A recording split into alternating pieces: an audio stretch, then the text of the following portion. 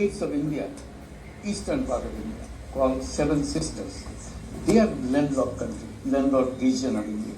They have no way to reach out to the ocean.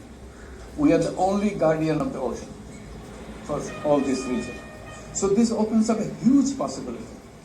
So this could be an extension of the Chinese economy. Build things, produce things, market things, bring things to China, bring it out to the... নমস্কার, আপনারা শুনছেন উত্তরের কণ্ঠ। উত্তরের কণ্ঠ থেকে আমি প্রভাত বসাক, তুফানগঞ্জ, কোচবিহার। বলতেই হয়, বাংলাদেশের তদারকি সরকারের প্রধান ডক্টর মোহাম্মদ ইউনূস খুবই চরম দুঃসাহস দেখাচ্ছেন। এমনিতেই তার গদি টলমল। তিনি বাংলাদেশের জনগণের জন্য দুবেলা দুমুঠো ভাতের ব্যবস্থা করতে পারছেন না। বাংলাদেশের শ্রেষ্ঠ ধর্মীয় উৎসব ঈদ মানুষ অনাহারে পালন করেছেন। শিশু শিক্ষায় আমরা পড়েছি, দুঃসাহসের দুঃখ হয়। তিনি চীনে গিয়ে বলেছেন, ভারতের স্থলবিস্তৃত সেভেন সিস্টার্স চীন দখল করে বাংলাদেশকে দিক। বাংলাদেশ চীনকে সকল ধরনের সুযোগ সুবিধা দিবে।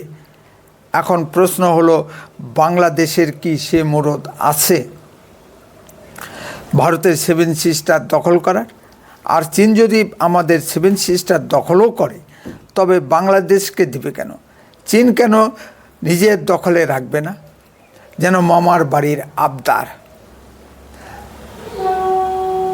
ডক্টর মোহাম্মদ যতই বলুন, সেভেন সিস্টার স্থলবেষ্টিত সমুদ্র যোগাযোগ নেই। ভারতের উচিত চট্টগ্রাম বন্দর দখল করে ভারতের সে অভাব পূরণ করা।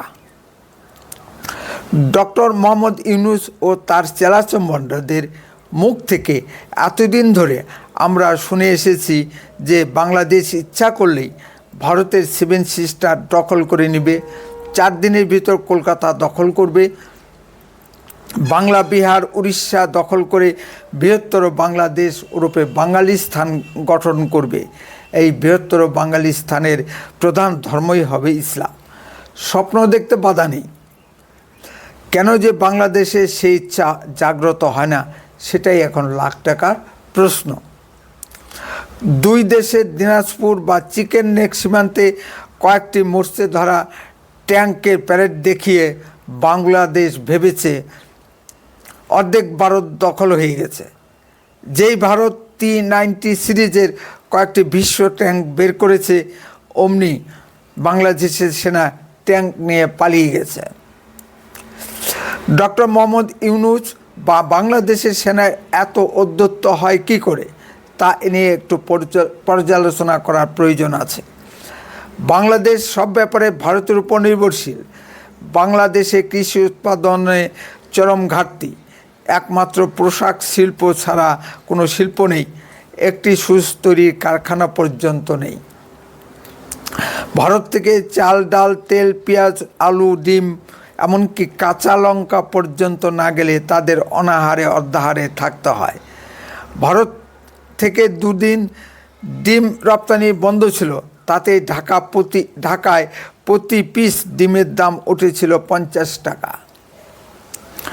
উন্নত মানের চিকিৎসার জন্য প্রতিনিয়ত তাদের ভারতে আসতে হয়। শিক্ষা ব্যবস্থাও বাংলাদেশে ভেঙে পড়েছে। উন্নত মানের শিক্ষা লাভের জন্য তারা ভারতের বিভিন্ন প্রতিষ্ঠানে ভর্তি হচ্ছে হাজারে হাজারে। এমন একটি ভঙ্গুর অর্থনৈতিক দেশের এমন আস্ফালন কাহাতক সহ্য করা যায়? বাংলাদেশকে শিক্ষা দেওয়ার জন্য সময় কি এখনও আসেনি? সম্মানিত দর্শক, বাংলাদেশে প্রতিনিয়ত হিন্দু নির্যাতন ও হিন্দু নারীর ধর্ষণ ভারতের হিন্দু সম্প্রদায়ের মনে গভীর উষ্মার সৃষ্টি করেছে। মাননীয় প্রধানমন্ত্রী মোদিজি কয়েকবার বাংলাদেশকে সতর্ক করেছিল, কিন্তু চোরে না শুনে ধর্মের কাহিনী। ডক্টর মোহাম্মদ ইউনূস কোনো কিছু শুনবার পাত্র নন। কার সাহসে এবং কিসের জোরে ডক্টর মোহাম্মদ ইউনূস বেপরোয়া মনোভাব দেখাচ্ছেন? ফ্রান্স প্রবাসী ইউটিউবার ও ব্যাংক ডাকাত পিনাকি ভট্টাচার্যের জোরে কি বিপদে পড়লে এই বদমাইশটা ডক্টর মোহাম্মদ ইউনূসের পাশে থাকবে তো? যে নিজের দেশ ও নিজের ধর্ম থেকে পালিয়ে যায় তার কথার কি মূল্য আছে? আমাদের বুঝতে হবে ডক্টর মোহাম্মদ ইউনূসের মূল জোটটি পাচ্ছে ভারতে লুকিয়ে থাকা 3 কোটির উপর অবৈধ বাংলাদেশি মুসলিম অনুপ্রবেশকারীদের জন্য। বৈধ পথে যে পরিমাণ খাদ্য সামগ্রী ও অন্যান্য জিনিসপত্র বাংলাদেশে যায়, অবৈধ পথে তার চেয়ে 100 গুণ বেশি খাদ্য সামগ্রী ও অন্যান্য জিনিসপত্র চোরাই পথে বাংলাদেশে যায়। আর এই চোরাই কারবারে লিপ্ত আছে অবৈধ বাংলাদেশি মুসলিম অনুপ্রবেশকারীরা এবং বিএসএফের একটি অংশ। এই অবৈধ বাংলাদেশি মুসলিম অনুপ্রবেশকারীদের জন্য ডক্টর মোহাম্মদ ইউনূসের এত আস্ফালন।